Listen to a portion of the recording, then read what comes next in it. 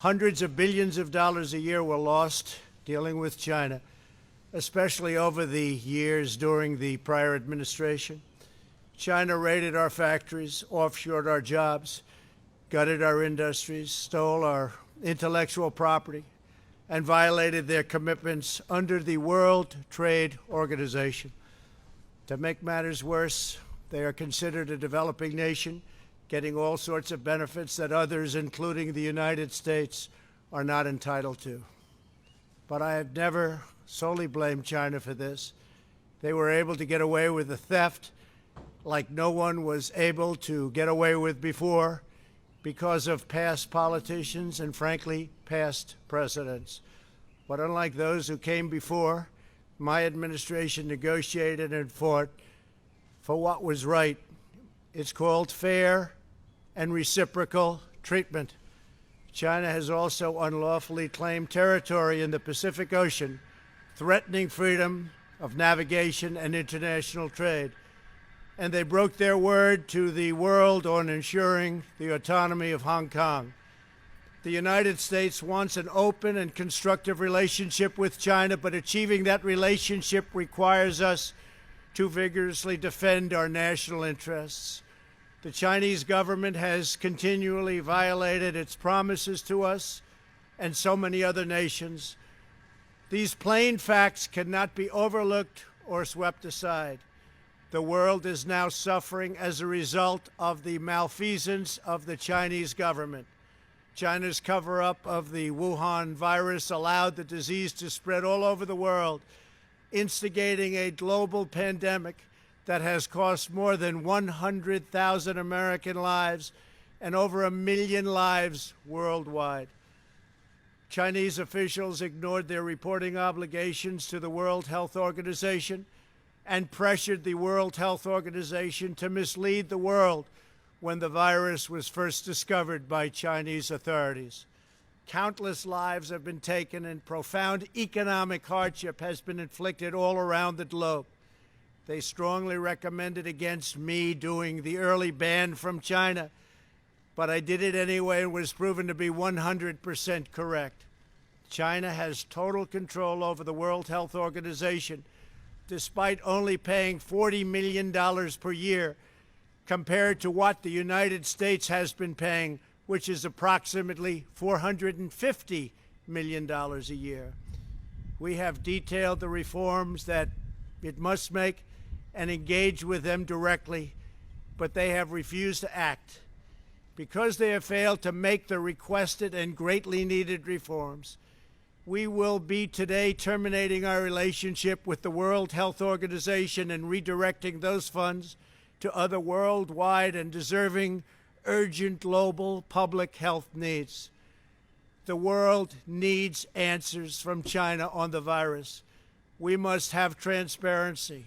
Why is it that China shut off infected people from Wuhan to all other parts of China?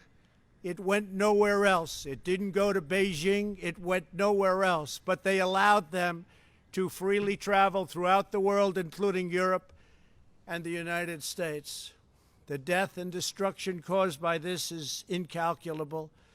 We must have answers, not only for us, but for the rest of the world.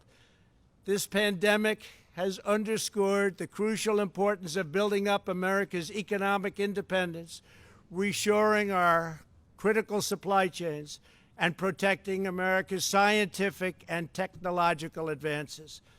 For years, the government of China has conducted illicit espionage to steal our industrial secrets, of which there are many. Today, I will issue a proclamation to better secure our nation's vital university research and to suspend the entry of certain foreign nationals from China who we have identified as potential security risks. I am also taking action to protect the integrity of America's financial system, by far the best in the world. I am instructing my presidential working group on financial markets to study the differing practices of Chinese companies listed on the U.S. financial markets with the goal of protecting American investors.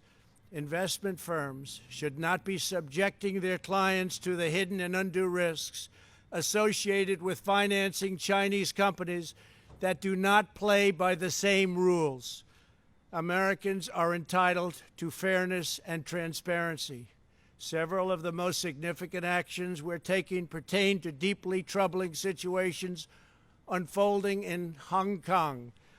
This week, China unilaterally imposed control over Hong Kong's security. This was a plain violation of Beijing's treaty obligations with the United Kingdom in the Declaration of 1984 and explicit provisions of Hong Kong's Basic Law. It has 27 years to go. The Chinese government's move against Hong Kong is the latest in a series of measures that are diminishing the city's long-standing and very proud status. This is a tragedy for the people of Hong Kong, the people of China, and indeed the people of the world. China claims it is protecting national security. But the truth is that Hong Kong was secure and prosperous as a free society. Beijing's decision reverses all of that. It extends the reach of China's invasive state security apparatus into what was formerly a bastion of liberty. China's latest incursion, along with other recent developments that degraded the territory's freedoms, makes clear that Hong Kong is no longer sufficiently autonomous to warrant the special treatment that we have afforded the territory since the handover.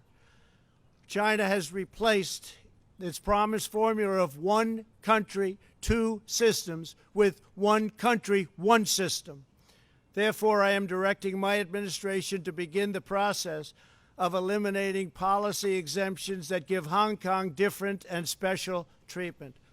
My announcement today will affect the full range of agreements we have with Hong Kong, from our extradition treaty to our export controls on dual-use technologies and more, with few exceptions. We will be revising the State Department's travel advisory for Hong Kong to reflect the increased danger of surveillance and punishment by the Chinese state security apparatus. We will take action to revoke Hong Kong's preferential treatment as a separate customs and travel territory from the rest of China. The United States will also take necessary steps to sanction PRC and Hong Kong officials directly or indirectly involved in eroding Hong Kong's autonomy and just, if you take a look, absolutely smothering Hong Kong's freedom. Our actions will be strong. Our actions will be meaningful.